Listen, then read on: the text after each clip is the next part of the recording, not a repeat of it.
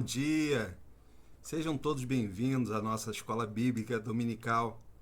É um grande prazer estar aqui novamente com vocês e hoje ministrando mais uma aula, a aula 9, que tem como título A Instituição do Sacerdócio. É tão importante, esse tema, o sacerdócio. Sempre nós temos visto, temos entendido o sacerdócio como algo santo, como algo sagrado. E o nosso texto áureo, ele se encontra no livro de Êxodo, no capítulo 28, no versículo 1. Antes de iniciar, aqueles que não me conhecem, eu sou o pastor Marcos Dias, o pastor auxiliar de família da Primeira Igreja Batista Niterói, e nós vamos citar esse texto aqui, vamos ler juntos. Diz assim, na versão Almeida Revista e Atualizada: Faze também vir para junto de ti Araão, teu irmão, e seus filhos com ele, dentre os filhos de Israel, para me oficiarem como sacerdotes, a saber, Araão e seus filhos Nadab, Abiú, Eleazar e Itamar. A nossa lição vai dizer que Israel foi idealizado por Deus para ser uma nação sacerdotal. E ele cita como referência, a nossa lição cita como referência, o capítulo 19, versículo 6, que diz o seguinte: Vós me sereis reino de sacerdotes e nação santa. São estas as palavras que falarás aos filhos de Israel. E essa conexão, ela tem duas vertentes. A primeira vai falar o seguinte, que os 10 mandamentos, eles devem ser obedecidos e toda a ética do Sinai deve ser observada para que Israel seja uma nação sacerdotal. Para ser um povo sacerdotal, Israel precisa ser uma nação santa. E isso só pode acontecer se os israelitas buscarem a pureza da fé e a santidade do seu viver de acordo com a lei. É interessante que nós vamos, se você for pesquisar, você vai entender que a lei, ela aponta o nosso pecado, o nosso erro, a nossa morte. E Jesus, ele vai apontar para o perdão, para a reconciliação, para o caminho e para a vida física e vida eterna. Então, o pecado, ele serve para nos mostrar o quanto nós erramos. E Jesus serve para nos mostrar a graça, o perdão e a misericórdia, mas também a justiça. Então, ser sacerdote, nação sacerdotal, como Israel deveria ser, é um papel de graça, de misericórdia, de redenção e de misericórdia. Como eu já falei aqui, a nação de Israel, ela precisava agir de uma certa forma para que ela fosse reconhecida. A santidade do povo, como nação, ela começa pela santidade do sacerdote. Olha a responsabilidade do líder. Vamos repetir essa frase. A santidade do povo, como nação, começa pela santidade do sacerdote. Todas as vezes, vamos trazer isso para o nosso cotidiano. Quando você tem uma família em que o sacerdote da casa procura se santificar, procura ter palavras edificantes, procura ter atitudes edificantes, e isso interfere em toda a família. Daí a responsabilidade daquele que é o líder da família, daquele que é o sacerdote da família, ter uma vida cristã, ter uma vida devocional, ter uma vida de oração. A influência do líder religioso na formação da religiosidade do povo é reconhecida pelo autor de Hebreus, ao recomendar que os crentes orem pelos seus pastores. Lá em Hebreus, no capítulo 13, versículo 7, ainda da versão Almeida Revista e Atualizada, vai dizer assim: Obedecei aos vossos guias, e sede submissos para com eles, pois velam por vossa alma como quem deve prestar contas, para que façam isto com alegria, e não gemendo, porque isto não aproveita a vós outros. Veja que essa palavra do autor dos Hebreus, da carta aos Hebreus, vai falar justamente isso, que nós devemos obedecer aos nossos guias, líderes, pastores, porque eles velam pela nossa alma, eles cuidam da nossa alma. E eles vão prestar contas disso. Mas isso precisa ser feito com alegria e não com peso, porque isso não traz proveito a ninguém, nem a ele e nem a nós. Então percebam como é importante a gente assumir um papel de não ser um peso na vida do nosso líder. Nós estarmos cooperando, a nossa palavra pode sim ser uma palavra que traga uma sugestão, que traga até uma crítica, mas que essa palavra também traga solução. Que essa palavra também traga reconciliação. Porque o sacerdote, ele tem várias responsabilidades. O sacerdote, ele é um líder espiritual. E assim a nação de Israel, quando ela ocupa essa posição de nação sacerdotal, ela vai ter esse papel de ser líder espiritual das nações. Na segunda vertente, ele vai dizer o seguinte: não haverá outra nação sacerdotal no mundo, porque a única nação que recebeu as leis de Deus é Israel. Então, o que significa Israel como nação sacerdotal?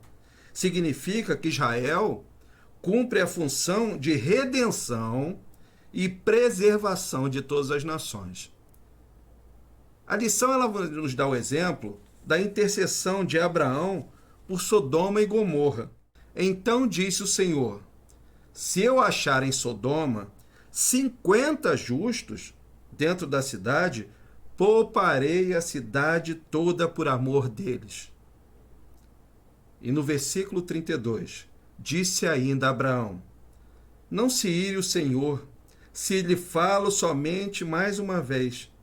Se porventura houver ali 10, respondeu o Senhor: não a destruirei por amor dos 10.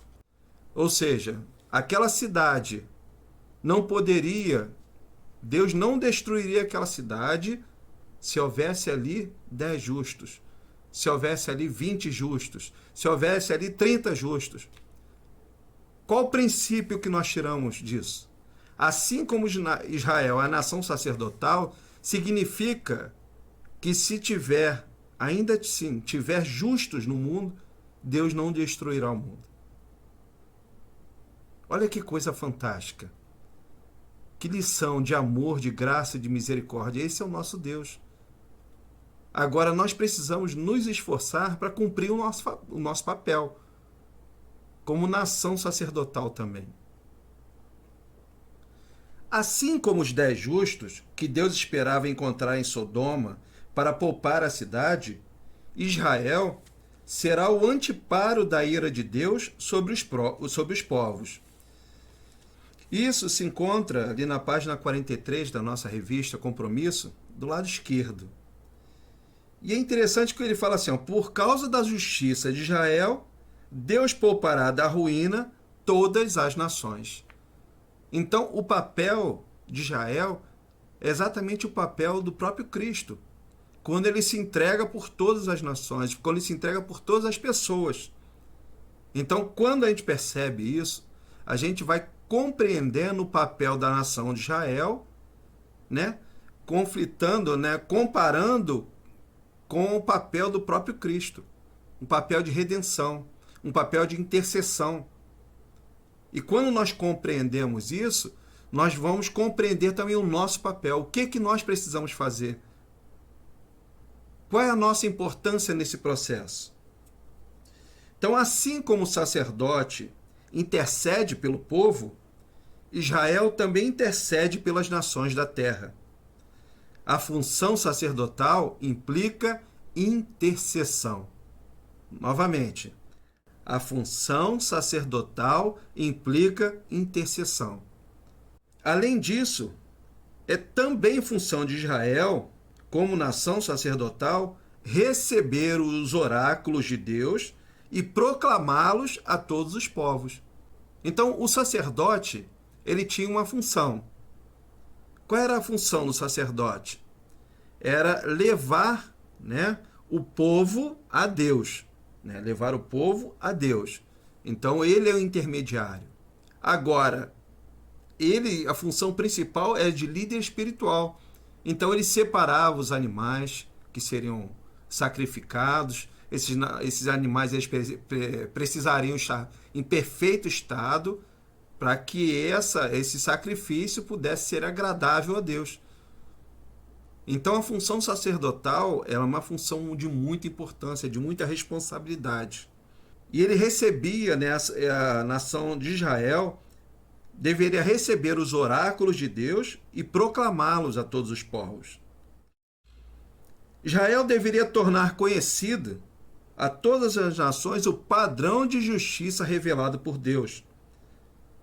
Sempre, a nossa lição vai falar, essa parte é muito importante. Sempre que Israel resvalava para a apostasia, ou seja, para negar a própria fé, tornando-se igual às outras nações, Deus levantava profetas para chamarem Israel ao arrependimento. Ou seja, quando a nação, ela se perde, ela se afasta do Senhor, Deus sempre levanta outras pessoas para ir até aquela pessoa, levar aquela palavra de graça, de misericórdia, de amor, mas também de justiça. Porque não adianta nada você só falar que Deus é amor. Deus é amor. Nós sabemos disso. Deus é bondade, Deus é perfeição, mas também Deus é justiça. E nós precisamos lembrar dessa palavra que Deus é amor, mas Deus também é justiça. Deus é perfeito. Então, todas as vezes que Israel se afastava de Deus, Deus levantava, né, profetas para chamar Israel ao arrependimento. E olha só que amor tão grande. Porque Deus sempre estava pronto a perdoar. Mas assim como Israel, nós sempre voltamos a pecar. Nós sempre voltamos a errar com Deus. Às vezes sem intenção, às vezes, né, de uma maneira muito ingênua, mas erramos. E Deus nos perdoa. Agora, a gente não pode caminhar sempre nesse caminho de erro, nesse caminho de iniquidade, tendo prazer no pecar. Porque com certeza Deus vai levantar outras pessoas para dizer para mim e para você, você não deve seguir por esse caminho. Não vá por esse caminho, é perigoso. Essa responsabilidade sacerdotal de Israel, ela fica bem clara em Oséias, no capítulo 4, versículo 6, que vai dizer: o meu povo está sendo destruído porque lhe falta o conhecimento. Porque tu, sacerdote, rejeitaste o conhecimento, também eu te rejeitarei, para que não sejas sacerdote diante de mim, visto que te esqueceste da lei do teu Deus. Também eu me esquecerei de teus filhos. Olha que palavra dura. Olha a responsabilidade do sacerdote. O meu povo está sendo destruído por falta de conhecimento. E aí ele fala mais embaixo: porque tu, sacerdote, rejeitaste o conhecimento. Conhecimento de quem? De Deus. O sacerdote que era responsável por guardar e ensinar os conhecimentos sobre Deus, rejeitou o conhecimento. E qual é a consequência disso? Deus também iria rejeitar o sacerdote. E aí fala: eu também me esquecerei dos teus filhos. Aqui filhos não é um sentido literal, mas o sentido de linhagem. Porque o próprio Deus seleciona na Bíblia aqueles que vão ser os sacerdotes. Em Oséias 4:6, nessa passagem, o povo ele deveria sofrer por seus pecados. Embora uma boa parte desses pecados se devam ao descuido do sacerdote, se deve ao descuido do sacerdote e do profeta. Os sacerdotes eram aqueles que deveriam guardar e ensinar o povo a guardar os conhecimentos sobre Deus. Então, essa mensagem de Oséias é uma advertência àqueles que estavam dando as costas ao amor de Deus.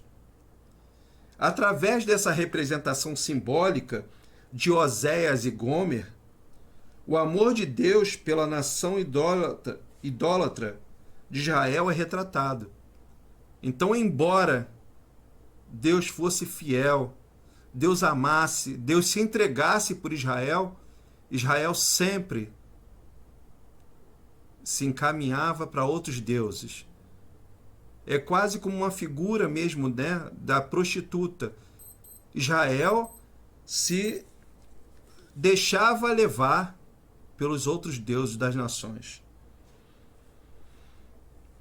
Entendamos que o propósito de Deus não era somente fazer de Israel o canal para a vinda do Messias, mas era também que Israel, enquanto nação, deveria aguardar o Messias, testemunhando às nações a justiça de Deus.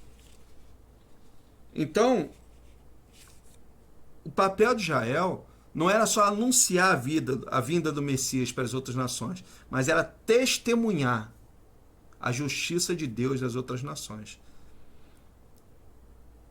Eu quero aqui fazer uma comparação, porque se você perceber, essa figura de Israel como nação santa, separada, nação sacerdotal, ela pode muito bem se encaixar na nossa vida. Nós, né, segundo Romanos, a carta aos Romanos, nós éramos oliveiras bravas, sem fruto ou com frutos ruins. Mas ao sermos enxertados em Cristo, nós passamos a ser sustentados pela raiz, que é o próprio Cristo. Temos a cicatriz do enxerto, mas temos a seiva da salvação. Então, nessa metáfora, nós somos tão responsáveis pelo sacerdócio como a nação de Israel. As pessoas que entendem um pouco, né, de planta, elas vão perceber que todas as vezes que uma planta é enxertada na outra, essa planta que recebe o enxerto, ela precisa ser cortada uma parte para poder ser enxertada. E aquela cicatriz do enxerto, ela permanece até o final. Assim somos nós. A partir do momento que nós fomos enxertados na videira, que é Cristo, nós temos a cicatriz desse amor, dessa salvação. Então, a partir daí, todos precisam olhar em nós e perceber que essa cicatriz é algo de positivo, é algo de bom que nós temos. Para que nós não possamos nunca mais nos esquecer de quem nós éramos e quem nós somos hoje. Da onde Deus nos resgatou, da onde Jesus nos resgatou.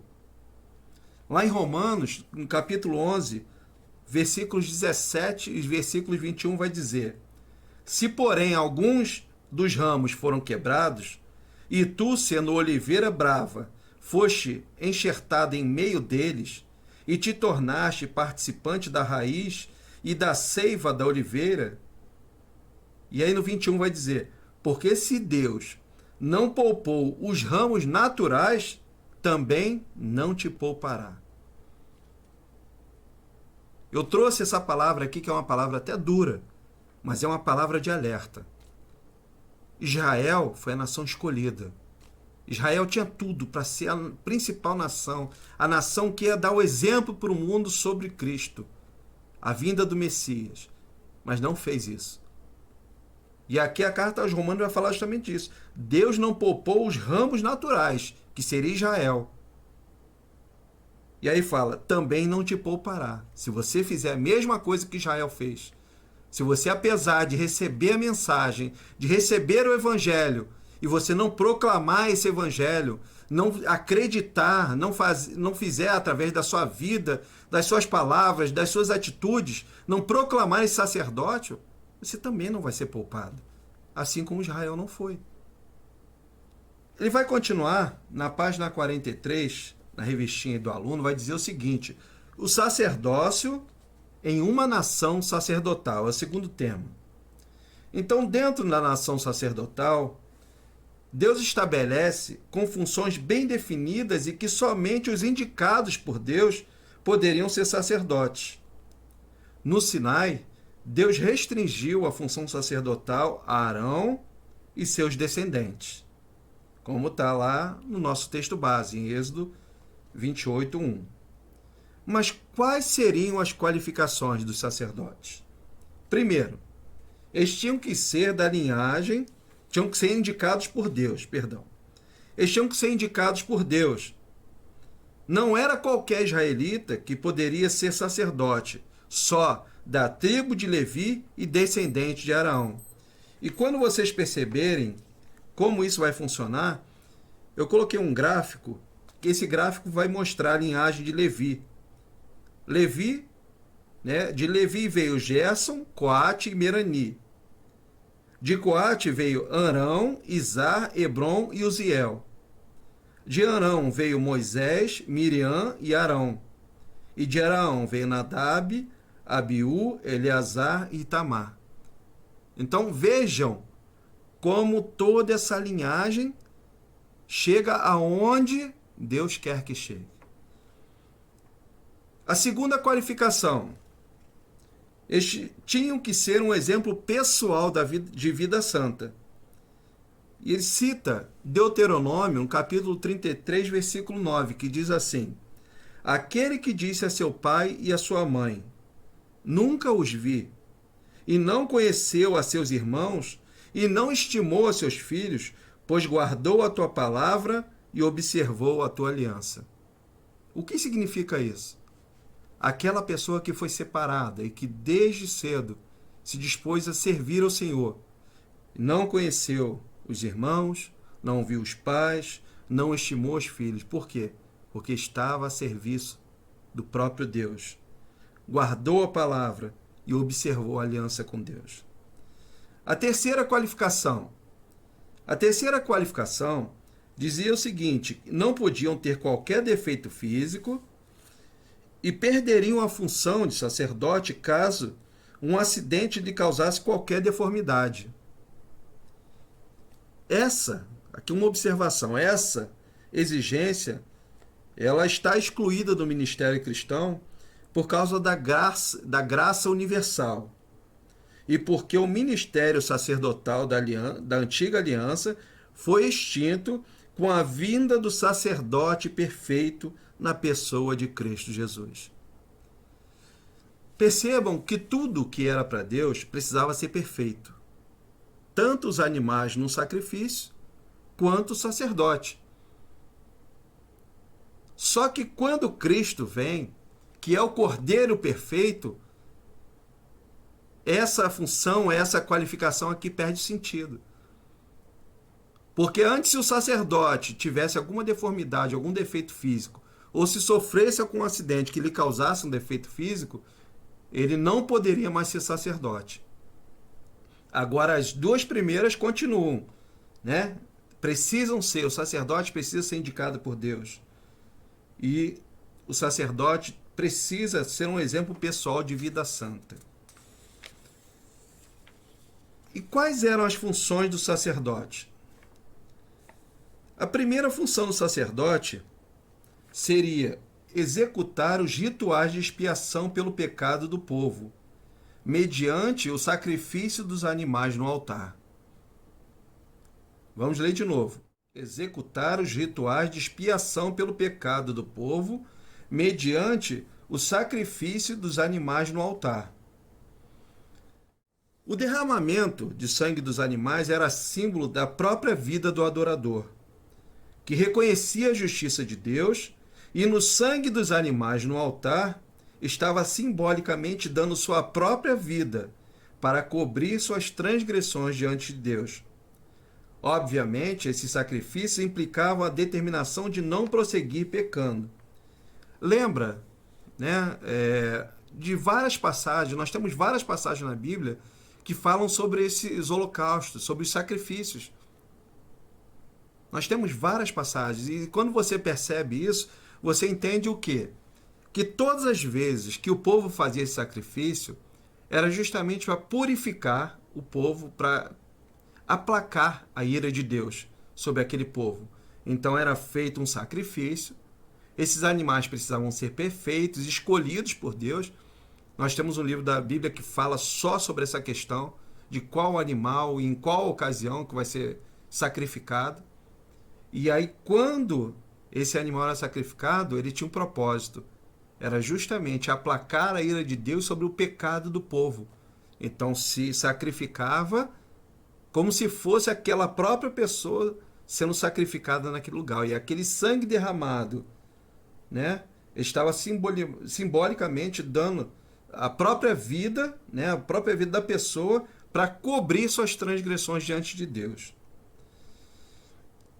Agora, não era simplesmente fazer um sacrifício atrás do outro para tentar ver se Deus perdoava os pecados. Existia um propósito: não continue pecando. E aí nós vamos lembrar do Novo Testamento, né?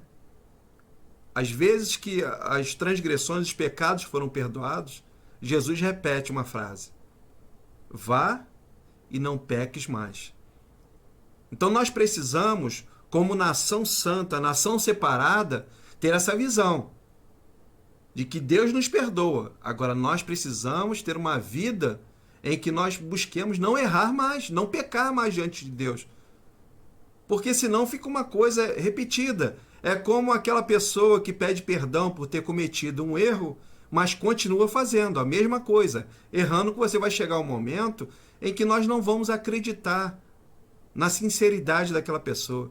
Por quê? Porque ela já repetiu tantas vezes. A gente já falou para não fazer e ela continua repetindo. Deus perdoa, mas as nossas atitudes, as nossas ações geram consequências que nós precisamos, de alguma forma, estar preparados para lidar com isso. Então, uma pessoa que comete um erro, Deus pode perdoar, mas se isso for um crime, ele vai pagar, ele vai ser preso. Então, as consequências dos nossos erros permanecem. O nosso pecado pode ser perdoado, mas as consequências dos nossos erros permanecem. A segunda função do sacerdote era orar pelo povo, interceder pelos adoradores e por toda a nação diante de Jeová. Olha só como é que isso é interessante. Orar pelo povo. Nós temos uma prática, até hoje, de estarmos orando uns pelos outros. Mas isso não quer dizer que a própria pessoa não deva orar pela sua vida. Não deva orar intercedendo, não deva orar peticionando, não deva orar agradecendo. Nós precisamos ter essa vida de oração. Isso é muito comum acontecer, muitas vezes, com as mães e os filhos. Às vezes os filhos não têm tanta preocupação de estar orando, e aí o filho sai de casa, né? O marido sai de casa, ou aquela pessoa querida sai de casa, e o que a pessoa faz? Ela entra em oração. Ah, eu estou orando pela vida dele, dela, daquela pessoa. Só que isso não exime aquela pessoa que saiu de também, né, estar no propósito de oração. Então, ore agradecendo, ore pedindo, ore dando graças. A terceira qualificação do sacerdote é consultar a Deus em questões difíceis, por meio do Urim e Tumim, luzes e perfeições. É interessante que nós fomos pesquisar sobre o Urim e o Tumim. Algumas fontes falam sobre 2 pedras. Outras falam sobre uma pedra com 2 lados. E outros falam simplesmente sobre um pedido a Deus. Nessas pedras, né, tem uma que seria um não, significaria o não, e outro o sim. Então, nessas pedras, através daquelas questões difíceis, o sacerdote buscaria as respostas de Deus. Olha que interessante. Uma pedra significaria o não e outra pedra o sim. Então seriam lançadas aquelas 2 pedras, e aquela pedra, né, que caísse ali numa posição, determinada posição, o sacerdote entenderia que era um sim ou um não de Deus. E essa consulta Era usado especialmente para dirimir dúvidas e decidir questões do Estado e de religião. Interessante. Se você for procurar em algumas fontes, você vai ver o sumo sacerdote, no colete do sumo sacerdote tem as 12 pedras, né, que simbolizam as 12 tribos, e do lado teria uma pedra de Urim e outra de Tumim. É interessante isso, seria uma curiosidade. O propósito era o meio de apelar pela sorte para a vontade ou conhecimento de Deus, quando havia duas alternativas, cuja decisão fosse difícil para o homem discernir naturalmente. Que bacana, né? É interessante você aprender sobre a palavra de Deus, estudar a palavra de Deus. Talvez você leia Urim e Tumim. O que significa isso? Ali só fala luzes e perfeições, mas o que significa? E aí nós nos aprofundamos, nós meditamos na palavra, nós buscamos, pesquisamos e trazemos para que nós possamos aprender juntos. Porque é aprendendo sobre a palavra de Deus que nós vamos ter condições de ser sacerdote diante do povo. A quarta função do sacerdote seria exercer a função de juiz, dirimindo questões e demandas conforme a lei. O sacerdote, ele precisava conhecer a lei a fim de poder aplicá-la em questões de propriedade, família, negócios e tudo mais. Veja só, o sacerdote, além de líder espiritual, ele tinha a função, né? Ele executava os rituais, ele orava pelo povo, ele consultava a Deus e também tinha a função de juiz. Ele também tinha a função de juiz. Então ele precisava conhecer a lei, por quê? Porque o conhecimento da lei é que embasaria a sua decisão. Perceba como isso pode ser útil nos nossos dias de hoje. Alguém fala para você fazer alguma coisa ou falar alguma coisa. E aí, qual a sua referência de estar certo ou errado? Qual é a sua referência de justiça ou injustiça? O sacerdote ele precisava se basear no conhecimento de Deus, sobre Deus, para poder dar essa solução, para dar essa sentença. E assim somos nós. Alguém te chama para fazer alguma coisa, ou alguém faz alguma coisa contra você. Qual é a sua base? Qual é a sua referência para tomar essa decisão? Ah, eu vou fazer o que eu quero? Ou você vai fazer aquilo que a Bíblia manda você fazer? Ah, mas pastor Marcos, isso é tão difícil, porque nessa hora a minha vontade é de fazer dessa forma. Eu entendo você, eu também sou humano. Mas é nessa hora que a gente precisa se acalmar, precisa respirar fundo e ter domínio próprio, como fala lá em Gálatas 5:22. É preciso ter domínio próprio e não nos deixar levar pela nossa emoção. Então, se Cristo falou, é preciso que nós obedeçamos.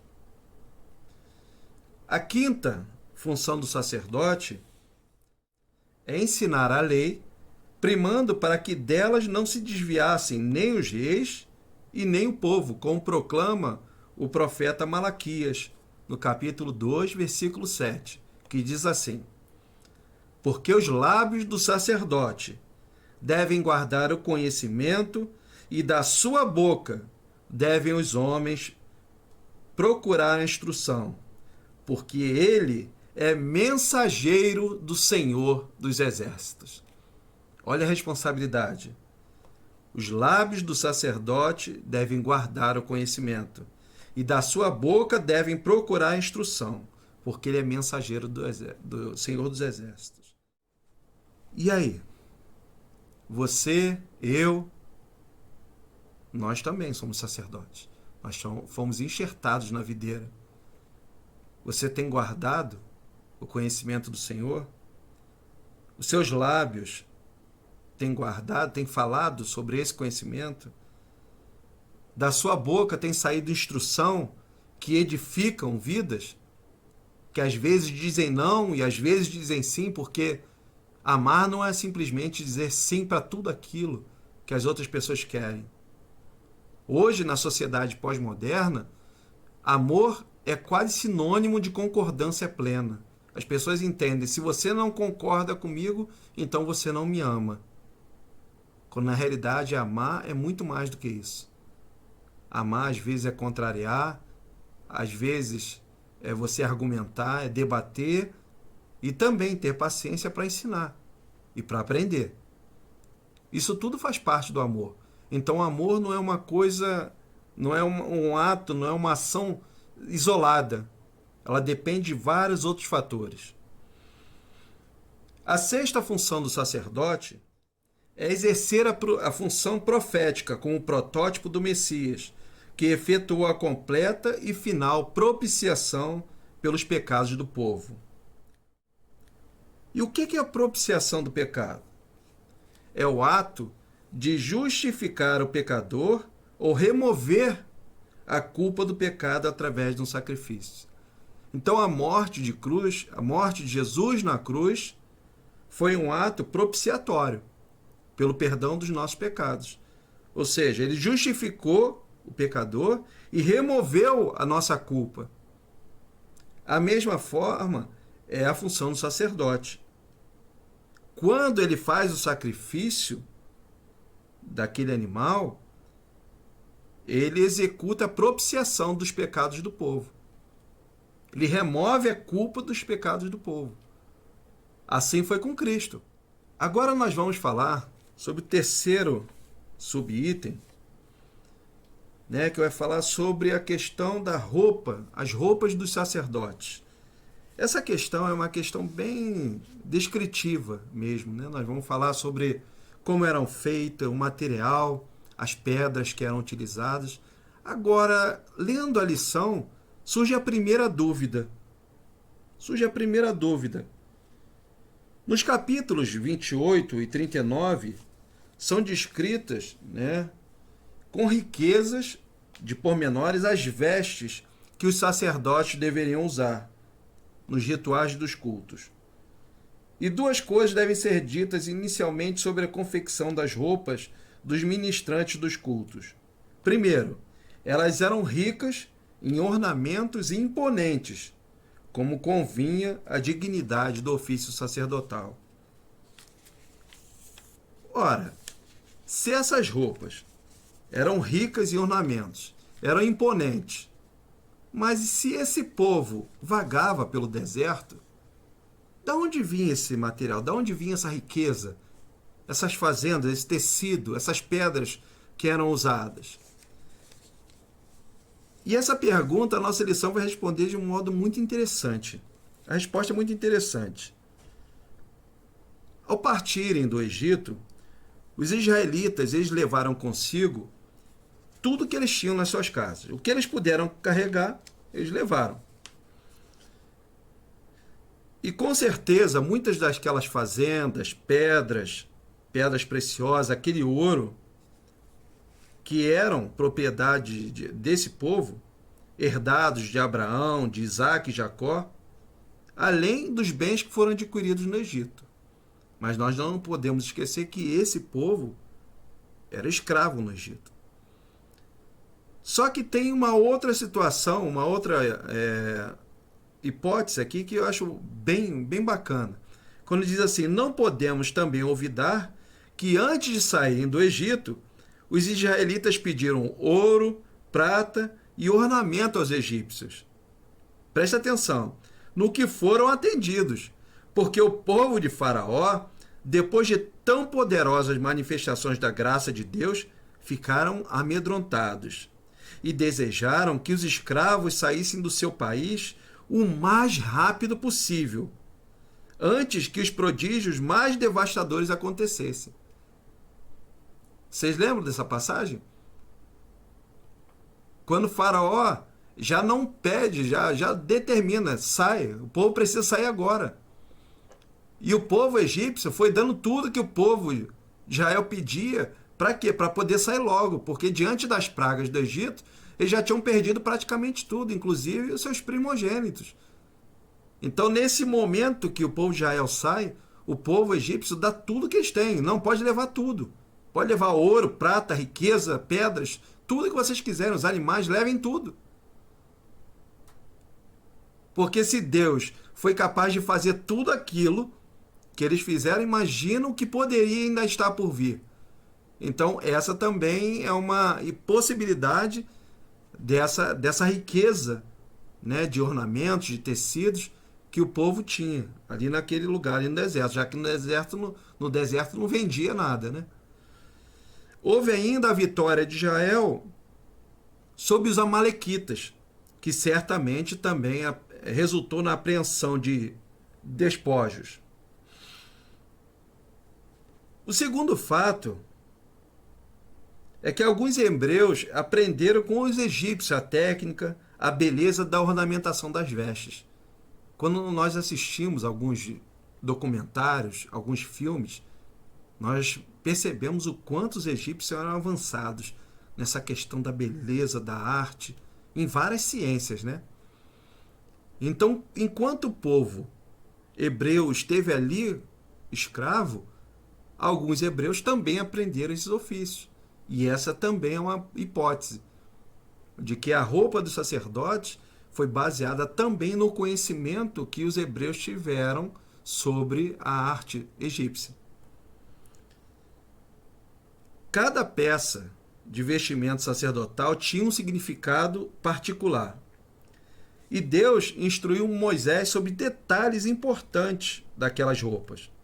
A beleza, o colorido e a pompa daquelas vestes deveria corresponder à dignidade e à importância das funções sacerdotais.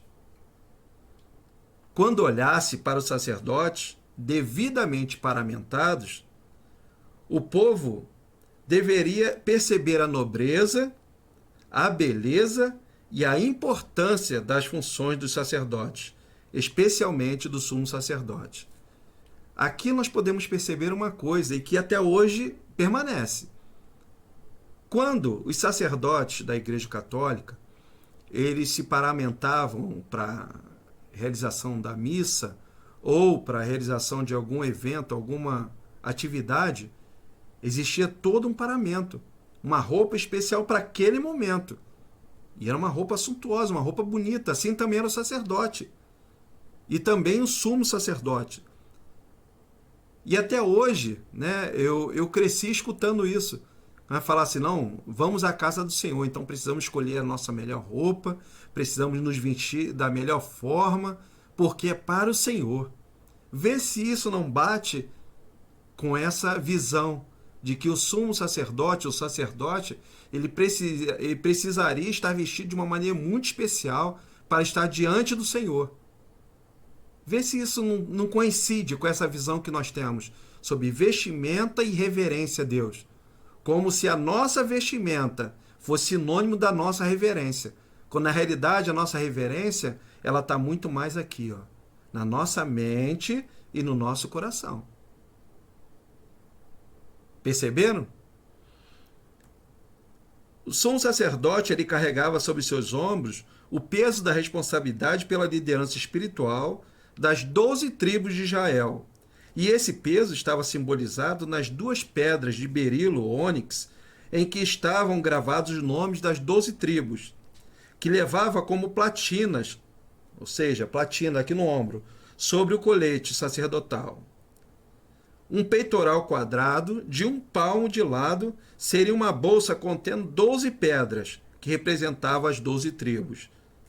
As 12 tribos são 12 preciosas joias de Jeová que valorizam o reino de Israel.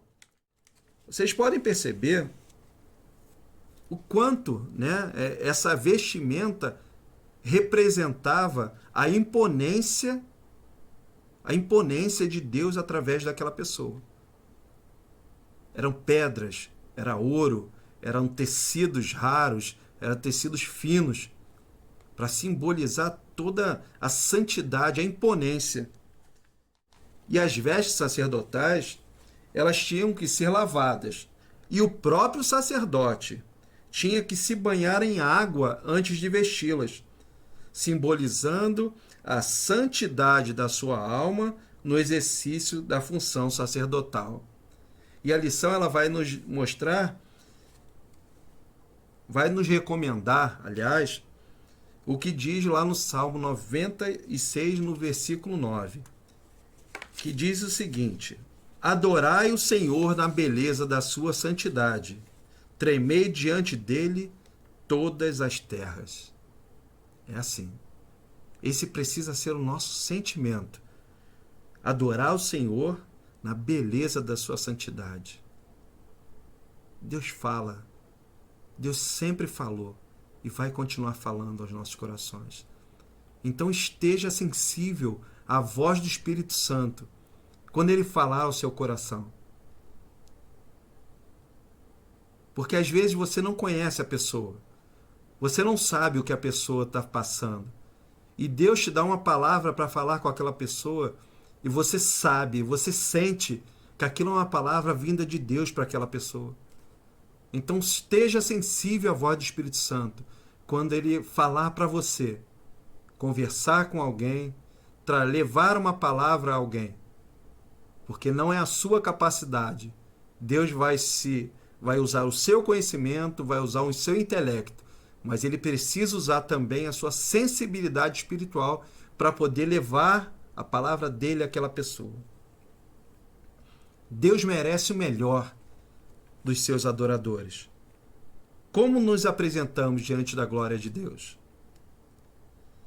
E aí no final da nossa lição, lá na página 45, na revistinha do aluno, vai dizer assim: a aplicação para os nossos dias. Era de extrema honra e importância a função do sacerdote no Antigo Testamento. Porém, a Igreja do Novo Testamento aboliu a figura do sacerdote humano, devido ao aparecimento de Cristo, que estabeleceu o sacerdócio universal dos salvos. Espera aí. Mas o que é o sacerdócio universal? O sacerdócio universal, ele vai dizer que somos sacerdotes de nós mesmos. Somos sacerdotes de nós mesmos, no sentido de podermos prestar culto diretamente a Deus através de Jesus Cristo, sem intermediário algum. O véu se rasgou. Não precisamos mais de um sacerdote que nos leve a Deus. Podemos a qualquer momento nos dirigir ao sumo sacerdote, que é o próprio Cristo, como está lá no livro de Hebreus. Nós não precisamos mais estarmos ligados a uma pessoa, a um homem, para nos dirigirmos a Deus. Nós podemos fazer isso diretamente. E quando nós fazemos isso, nós somos sacerdotes de nós mesmos. Como está lá em 1 Pedro, no capítulo 2, versículos 4 e 5. Chegando-vos para ele, a pedra que vive, rejeitada sim pelos homens, mas para com Deus eleita e preciosa. Também vós mesmos, como pedras que vivem, sois edificados casa espiritual, para serdes sacerdócio santo, a fim de oferecerdes sacrifícios espirituais, agradáveis a Deus por intermédio de Jesus Cristo. Amém? E a segunda característica do sacerdócio santo: o crente ele faz parte do povo de Deus e exerce um sacerdócio real com a finalidade de proclamar, pregar, anunciar as virtudes do nosso Salvador Jesus Cristo. Ou seja, exercemos um sacerdócio, um mediador, no sentido de veicularmos a mensagem que pode levar o homem a Cristo, que por sua vez é o único que pode levar o homem a Deus. Como está lá em 1 Pedro, no capítulo 2, versículo 9, dizendo assim: vós, porém, sois raça eleita, sacerdócio real, nação santa, povo de propriedade exclusiva de Deus, a fim de proclamardes as virtudes daquele que vos chamou das trevas para a sua maravilhosa luz. Amém? Então eu quero deixar para você uma palavra nessa manhã. Que você lembre que você também, assim como eu, tem a função sacerdotal. Assim como a nação de Israel, somos todos sacerdotes. Primeiro, de nós mesmos. E segundo, daqueles que nos rodeiam, daqueles que em algum momento cruzam a nossa vida. Precisamos aprender sobre a palavra de Deus. Precisamos meditar na palavra de Deus. Precisamos buscar intimidade com Deus. Para que assim sejamos sacerdotes, levando essa palavra, esse conhecimento a todos aqueles que cruzarem nosso caminho. Que Deus nos abençoe. Que eu, que você, estejamos sensíveis ao Espírito Santo de Deus, mas que não deixemos em nenhum momento de estudar, de meditar na palavra, para que nós tenhamos o que falar sobre Deus para as outras pessoas. Não adianta só ficar repetindo o que os outros falam. É preciso que eu e que você estude a palavra de Deus, que busque a palavra de Deus, para que nós sejamos firmes, firmes na rocha, e assim possamos levar essa palavra de salvação a todos aqueles que estiverem em algum momento presente na nossa vida. Que Deus vos abençoe. Que Deus tenha misericórdia de todos nós, que a graça seja sobre todas as pessoas que nos assistem nesse momento e sobre todo o povo de Deus presente sobre a face da terra. Amém.